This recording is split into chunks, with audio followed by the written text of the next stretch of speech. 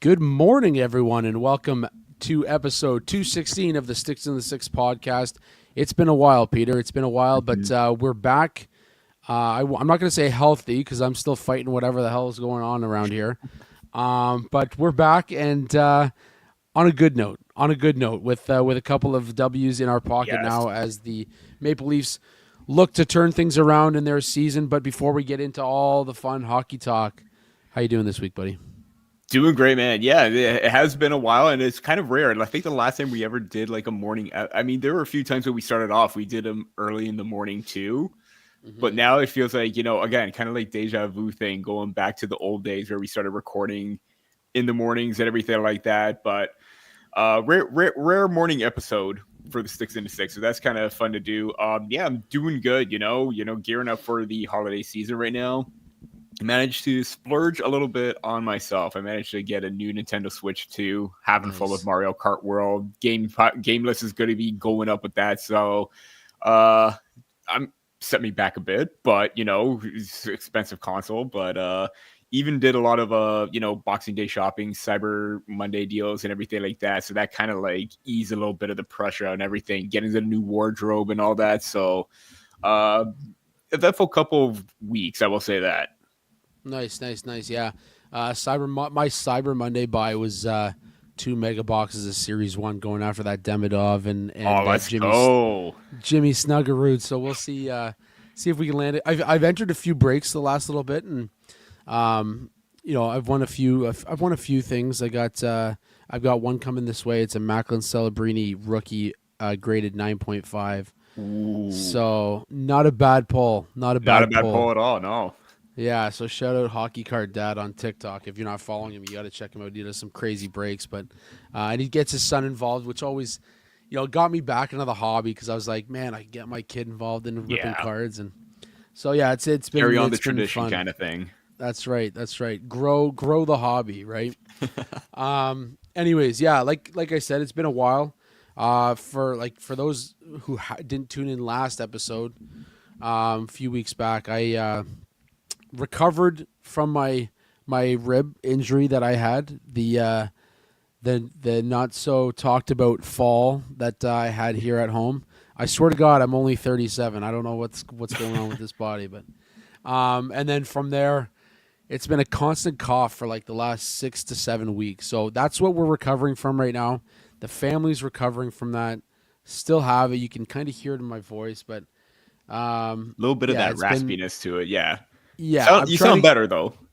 Yeah, thank you. Yeah, I'm trying to get to that point where, I'm going to be good for the holiday season. But it's quick. It's very quickly approaching. It's and I can't tell you the last time I was out at a mall. I think it was like everything's online now. We all like everything's online. I can't bring myself to go to a mall and be amongst the crowds and everything like that. 1,500 Especially people. The last week too. It's going to be like dead, like not dead, but like jam packed with everybody trying to get those deals and everything. Yeah. So, anyways, we do have some Leafs talk to get to. Obviously, it hasn't been the greatest season thus far.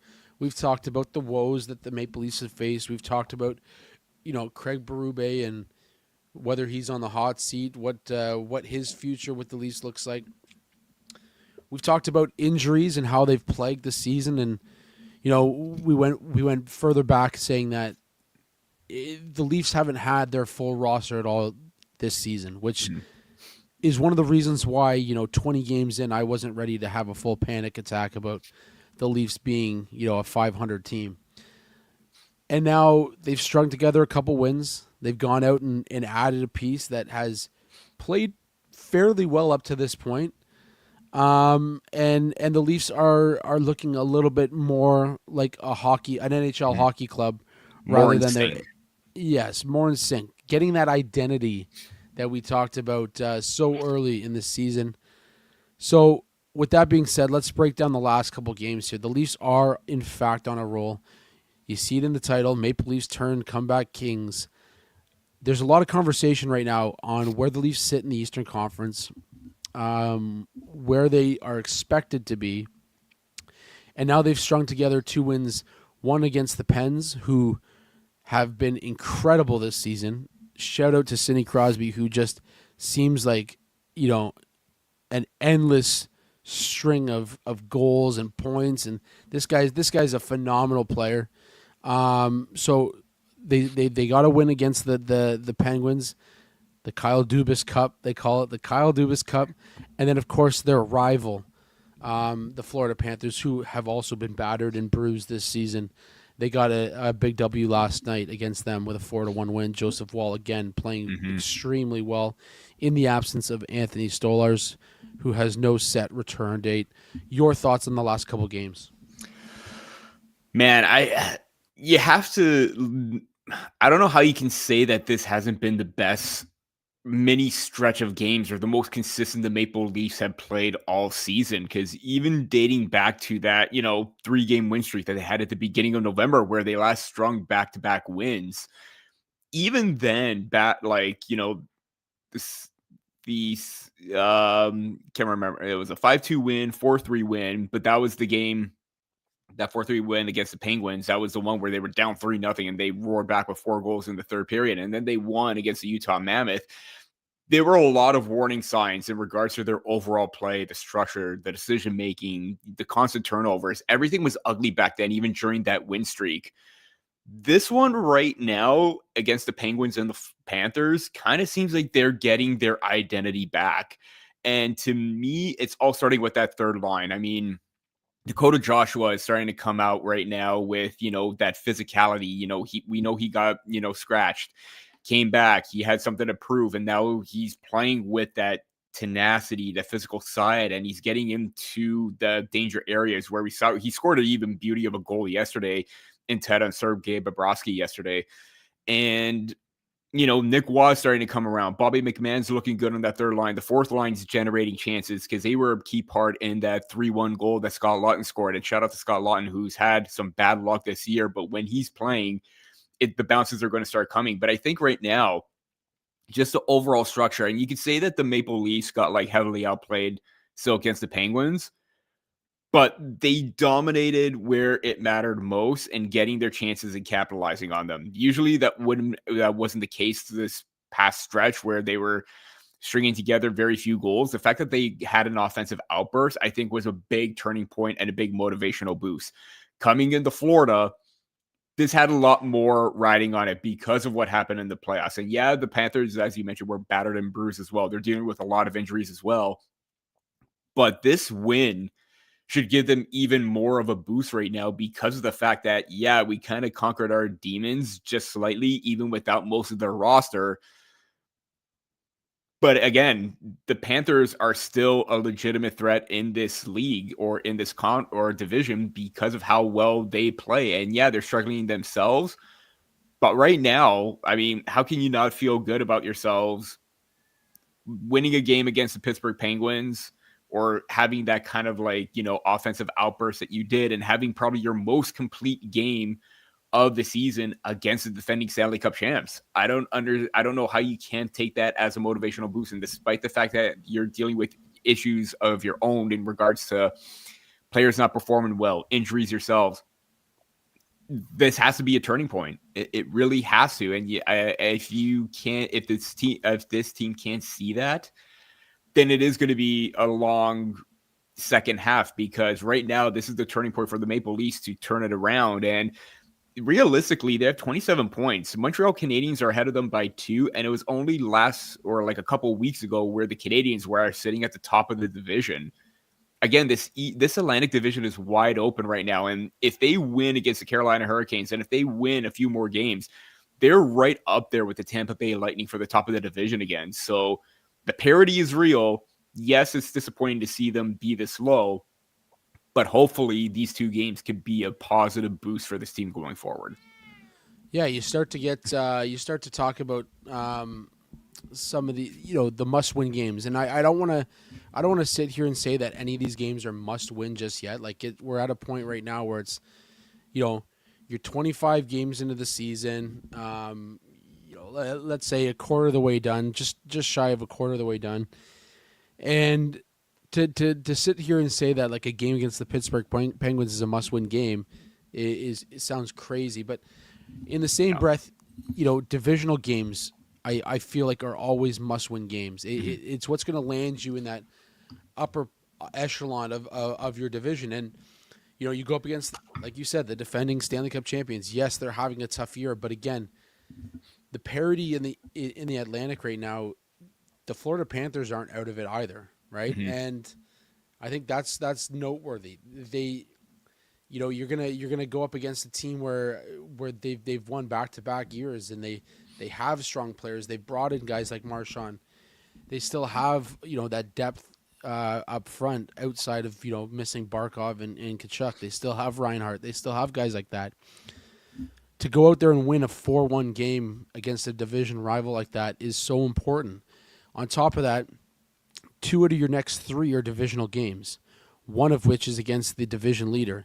Mm-hmm. So that's a big 4-point swing right there. If you can get next Monday they take on Tampa Bay, if you can get that W, all of a sudden you're back into it. Maybe sitting like 4 points out of the division lead. So it's going to be an important stretch of games here. Like there's some big games coming up for the Leafs. They've got Carolina on Thursday, Montreal on Saturday, which I consider a must win. Yeah. Like I mentioned, Tampa Bay on Monday, a definite must win. And then you're going up against 3 incredibly talented teams in San Jose, Edmonton, and Chicago. And none of those are slouches, right? Like Chicago's playing well, Bedsy's playing well. Celebrity's out of this world. Celebrini, Will Smith, like the whole showdown in San Jose. Man, that team's going to be so good for the next 7 years. I'd argue that.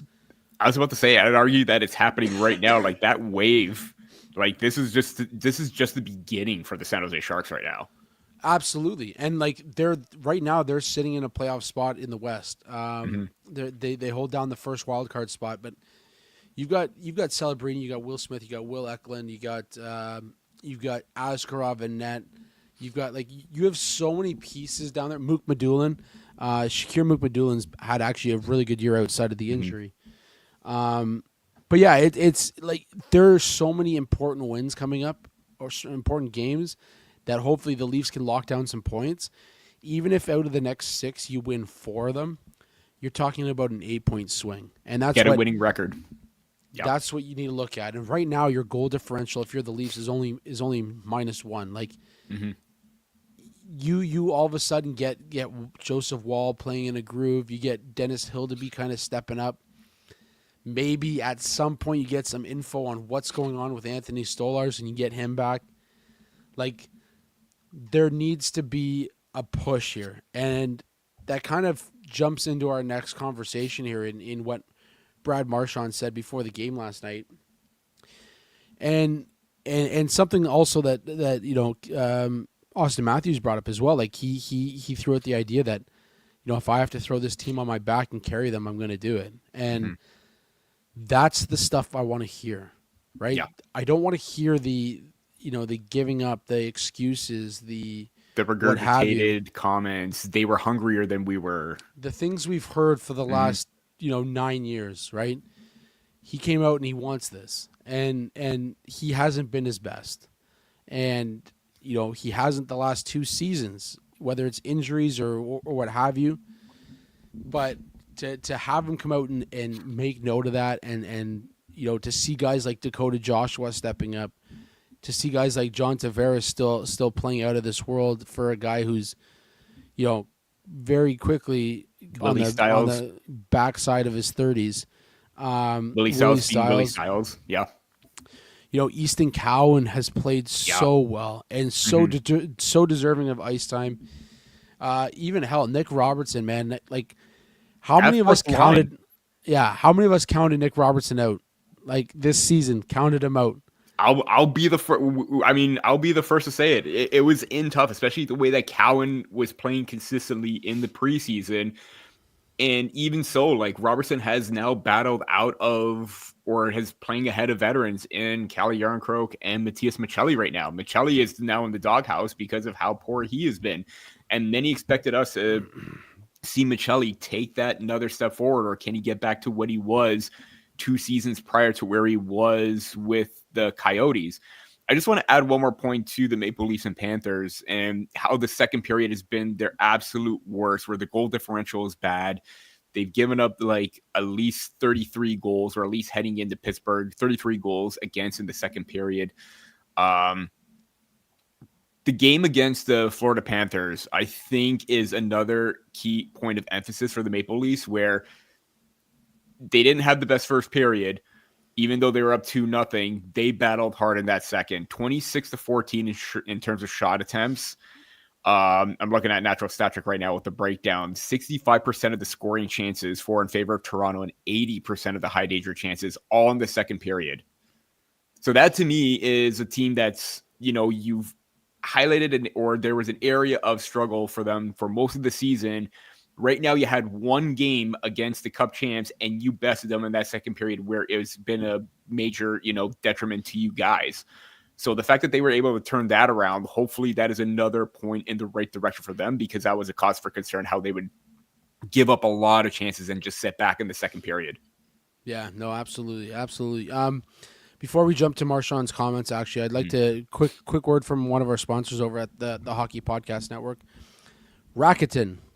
The holidays are here, and that means it's the most wonderful time of the year. To save with Rakuten, use Rakuten to stack cash back at your favorite stores on top of holiday sales. That's savings on savings. With Rakuten, you can get cash back on gifts for everyone on your list, from toys for the kids to kitchen gear for the person who loves to cook to electronics for everyone. You can even save on something for yourself.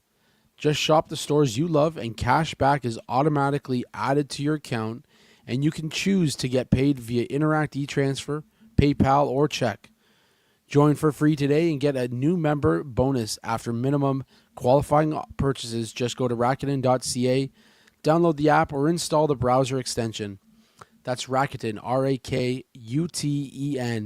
Terms and conditions apply. Stores include Adidas, Levi's, Lenovo, LG, and Sephora. Make sure to check out Rakuten today for all your holiday savings. So let's talk about Marchand's comments. He noted that, and credit to Marchand, he's always been a rat, but he's not afraid to express what he truly believes as well. And the last two seasons, in fact, going into playoffs with the Panthers last year, and then obviously this time around, he's been very complimentary of the Toronto Maple Leafs, even after all the years he's played against them as a Boston Bruin. And he noted that, especially playing in Toronto, they take all this heat and all this criticism and whatever else from the media and from the fans and all the pressure that comes with it. But he noted that they're not down and out. They're people need to wake up and look at this team and say, this is still an incredible team. They're going to get somewhere. They're going to do something this season, and just give them the time to turn it around, because it's still tight in the East. Essentially, what we've been saying, right? But coming from an opposing player, a player with that kind of stature in Brad Marchand, that kind of winning pedigree, and for him to come out and say something like that, I mean, what does it do for a guy like you, Peter, where you're on the outside, you see this team kind of shit in the bed most of the season, and then all of a sudden you're up, you get 2 wins, and you got a guy like Brad Marchand complimenting the Leafs and where they should be going. I mean, given the fact that Marchand is basically still uplifting all the Maple Leafs, the team itself, and basically saying that the fans shouldn't give up on them, I get what he's trying to do. It's just that it's coming from Brad Marchand. I mean, there are so many times throughout his career where he's just trolling everybody, and he's just using the sound bites to try and just mask everything. But at the same time, I kind of agree with him in this instance, because of the fact that on paper this is or should be a good team. There's no way that they could get to the semifinals last year and then still have this kind of performance with their same defense and goaltending intact. Yes, you're down Mitch Marner, but that shouldn't be a reason for being this down in the standings, where it should be next man up. Who's going to be the one to overtake them, or just at least provide a little bit of more production? And I get the fact that, the media does put a lot of pressure on the Maple Leafs, but that's just because everybody wants this team to win. They are tired of seeing failure after failure every single season from 67 on. You hear all the jokes from everybody in other fan bases. This team wants to go far, and you said it with Austin Matthews' comments about him wanting to carry this team on his shoulders. That's the kind of leadership that they need. And Troy Stetcher's comments too, post game, I know we're going to get to him in a bit, where he said that, this is do or die for me. This is like I'm playing to stay in this league. Essentially, he's playing desperate hockey. This is what this team needs to do. They need to play desperate, but in a way where they're not going to let the pass affect them. So I get what Marchand's trying to say with his comments, and I get he is true, but you can't overlook the fact that, the season has been bad. The turnovers, the defensive play, the simple mistakes, like that's hockey 101 a lot of the time with what's killing them in the games, even if they're in a lead. Simple mistakes are hurting them nonstop. You can't do that in this league and expect to win. So I understand where he's coming from. It's just that I do agree that the Maple Leaf struggles are a byproduct of them killing themselves or shooting themselves in the foot, resulting in losses. I think that there are a couple games where it should have been a different outcome had they not blown a lead, lose their focus or anything like that. But I mean, again, there's a lot of moving pieces with his comments. Yes, the Maple Leafs have struggled. The media is critical, but that's because everybody wants this team to succeed, especially within this market. It is big. Yeah, we get it. But you know what? For after years of struggles, when you hear like the post-game comments or like post-series comments after what happened last year, something needed to change. There's no doubt about that. And right now they have changed. Right now they're just trying to get the right mix. And I think that, again, this win streak could do a lot of like good for them. It's just right now, those comments, they do feel genuine, but at the same time, I don't know if he's still trying to play those mind games like Brad Marchand always does. But this team, I mean, Marchand's comments are accurate, but there's more to it in terms of like why everyone's so critical, why this team has struggled so far, and why everyone is a little bit frustrated. Yeah, no, absolutely. I think there's certain aspects of their game where they have shot themselves in the foot, whether it's turnovers in their own zone, not winning the 50-50 battles. Like those small things change the complexion of a game so quickly, and the Leafs need to find a way to turn those aspects of their game around, and they slowly are, right? Like Dakota Joshua came back out off his scratch. He knows what he needs to do. Max Domi got scratched. He knows what he needs to do. It was Patrick Maroon was on with the boys on TSN 1050. Mm-hmm. And, one thing he said when he played for Chief was that, he would tell you, like, if you don't want to play, you can sit upstairs and watch us play. And I think you're starting to see a little bit of that in Toronto as well, right? Like, you don't want to be here, you don't want to play hard, then you're not going to be playing.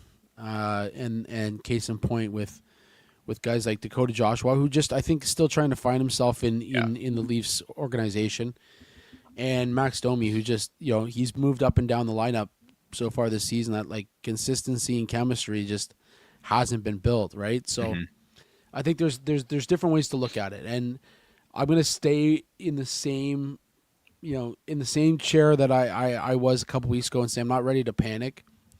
The Oilers are sitting at 27 points. The Leafs have 27 points. I think both teams could potentially make the playoffs. And then I go back, I look at, Vegas is going to make the playoffs, and your $12 million guy is only going to average or is only on pace for 78 points this year. So, I mean, there's a lot of storylines for every team that I think it just gets blown out of proportion in Toronto, right? And we've had that conversation before, and I think, I think this is a perfect example of it, right? Like you got a guy who's, Matthews has got 10 goals, but we're still having the conversation of like, Matthews is having an off year. I mean, he's got 10 goals. Like top guy in the league, the top two guys in the league have 20. So he's right there. Halfway. We saw what happened that year when he won the Rocket. Yeah, a couple good games, and he's putting up, 2-3 goals. we're having a different conversation, right? So Mhm. yeah, I think it'll be interesting to see how like I said, the next 6 games I think is going to tell you a lot about where the Leafs are at, competitive wise, whether they're ready to make a push in that second half of the season, and what's going to come of it. So it'll be interesting to see what happens over these next 6 games. Um, Again, before we go to our last point here, just I want to quickly quick word from our friends over at DraftKings Sportsbook. Spinoramas, Michigan goals rather, a sprawling save across the crease, live and breathe all the highlight moments with DraftKings Sportsbook, an official sports betting partner of the NHL. New customers bet just $5, and if your bet wins, you'll get $200 in bonus bets instantly.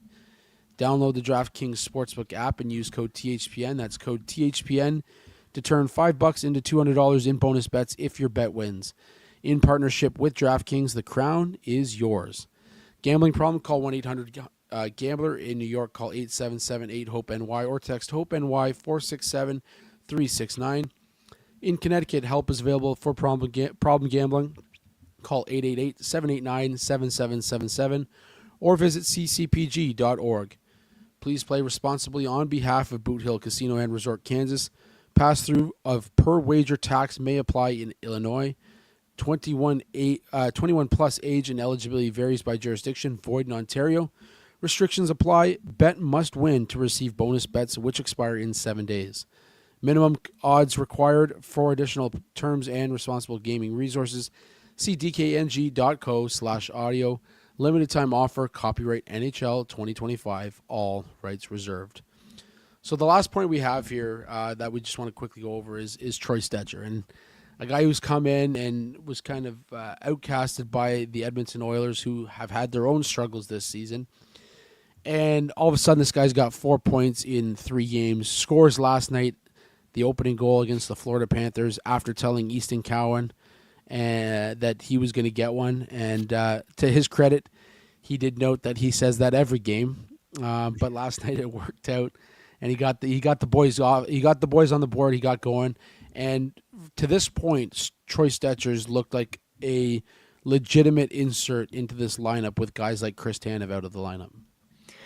Yeah, and I think that he gives you that perfect balance on the right side. He's a right shot. So when Brandon Carlo is going to be out for an extended period of time because he's going back for, a second opinion. Chris Tanev, we don't know what's happening with him right now, but Troy Stetcher has, and I'm going to be writing about this, he's been a massive breath of fresh air for the Maple Leafs. And we talked about how with the defensive unit before all these injuries happened, even with Tanev and Carlo in the lineup, they were too slow. They were very sluggish and very uncharacteristic on the breakouts, making mistakes, coughing up the puck, turning it over constantly. Stetcher has been the exact opposite of that. They needed some mobility. They needed to get the puck out. They needed someone to be a factor in transition, and Stetcher has been doing just that. But I am surprised at, the offensive impact that he's having overall right now. I mean, this is a guy in his career where he had his best season with the Vancouver Canucks, where he had, 24 and 23 points. And then from there, he's been in and out of the lineup with other teams, going from Detroit, LA, Arizona, Calgary, Edmonton for 3 seasons. And I'm not going to get into the comments that he made about getting out of the fire in Edmonton, because that's probably a little shade thrown at that organization. And there's probably substance to it. He saw it firsthand, maybe. I don't know. But that game against the Panthers, he was on for 3 goals. He was a byproduct of all 3 goals, or was on the ice at 5-on-5. 3 goals for, 0 against. And looking at his underlying numbers right now, he's only played 113 minutes at 5-on-5, 7 games overall. But he has the best, shot attempts, Corsi for 54.46%. He has the best goals for percentage of any player on the team, 9.94 for against. Scoring chances for when he's on the ice, 59%. High danger chances when he's on the ice, 77%. And you want to know something? Those categories that I just listed, he is leading in every single one of those categories right now. So he's been here in a very, very short time, maybe a small sample, but he is having a profound effect on this team right now. And I think this is the perfect fit where he's going to be on that second pairing right now because I think he's been playing with Jake McKay most of the time too. I'm going to have to double check on that, but he has looked very comfortable. Like he's playing his game. He knows what's expected of him, what he needs to do. And just even in the offensive zone, he is picking it up. He's picking up little details. We saw that goal that I thought it got deflected by Nicholas Waugh, but did not hit him. He needs to get pucks on net. That's what this team needs. And that'll be a big factor when you have guys that have crashed the net like Matthew Nyes, John Tavares, Austin Matthews when he's going to be hovering around there. Get pucks on net. He could do that. Same with OEL. I thought he's had a fantastic season. So those two guys, especially Troy Stetcher, he's been very, very impactful for the Maple Leafs. And I'm so glad that they picked him up because what did they had to lose, right? It was a nothing move. And now Stetcher is forcing the Maple Leafs hand that it's just like, well, I'm not being taken out of the lineup right now. And he's getting the results. And why would you want to mess with that?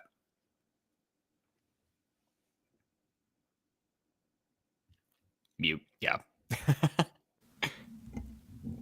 I mute myself so I don't cough on here. But anyways, understandable, man. Yeah, I think Stetcher's been a better insert into the lineup over guys like, Philip Myers. Even he's played better than Simone Benoit as of late. So I think to have him in that lineup to be that addition that can fill a void right now with, Brandon Carlo. They're talking surgery, so he's going to be out long term. It's going to be interesting to see what they do with that cap space. But yeah, it's to have a guy that it's willing to come in and for his size plays hard. He plays hard, and to see him rewarded last night was huge. And the boys obviously come in and they see him and they celebrate and they you just see the type of player he is. He's fitting in that room, and it's good to have that kind of camaraderie. And I won't speak to what he said about Edmonton either because I don't know what kind of drove him to have that comment, but certainly something that you can read into and play with all you want. Anyways, Peter, we're gonna cut the episode a little bit shorter. Like I said, I'm still dealing with whatever I'm dealing with, but it's good to get back on screen with you here and absolutely and talk about our Leafs and talk about our Leafs with a couple wins under their belts. In saying that, I'd be remiss if we didn't take note and make note of one return to the NHL. I'm not like I said to you off screen. I don't want to give too much airtime to this. Carter Hart did return to the NHL for the Vegas Golden Knights last night with the W 4-3 win. So obviously, you guys all know if you've watched this show, where we stand how on we it. felt. Yep. And you're entitled to have your opinion and feel the way that you feel, but I felt it necessary to make note of that as well. But anyways. Good note as well. Princess Margaret Hospital, our donation this year. Matthews is back in the lineup. He's at 10 goals. He had 2 in the preseason. We're up to, what is it, $15? $18 now, yes. $18. So 15 in the regular season. Those two, $1.50 per goal. If you haven't followed along, anytime Austin Matthews scores, $1.50 is being sent to Princess Margaret Hospital for cancer research. Yeah, so that's amazing. And keep it going, Austin. Stay in the lineup. Stay healthy. Let's get some goals. Let's get some tucks. Let's get to the playoffs and make it longer. I was about to say, get those tucks right now, man. Yeah. That was the perfect time to go on that heater. Yeah, that's right. And then lastly, guys, I just want to make note. I want to send our thoughts to the Keller family. Clayton Keller recently lost his dad unexpectedly. Overnight and still made it back and was playing with his mates in Utah. So, I mean, it just goes to show you how important that hockey family is as well to have that support and shout out to the Blues who did a nice little montage for Clayton's dad at the following game. So sad news for the Keller family. Our thoughts and prayers go out to them. But anyways, make sure you check out the Hockey Podcast Network for all the great shows, all the great hockey content that they have over at the Hockey Podcast Network. Make sure you check out DraftKings Sportsbook. Use code THPN. SeatGeek, Rakuten, BioSteel all have promo codes in the show description, so make sure you check them out this holiday season. You get 20% off at BioSteel, $20 off your first purchase at SeatGeek. And we got a lot coming. This is a long season. So until next time, we'll leave you with Alex Hobson and his hit single, 25.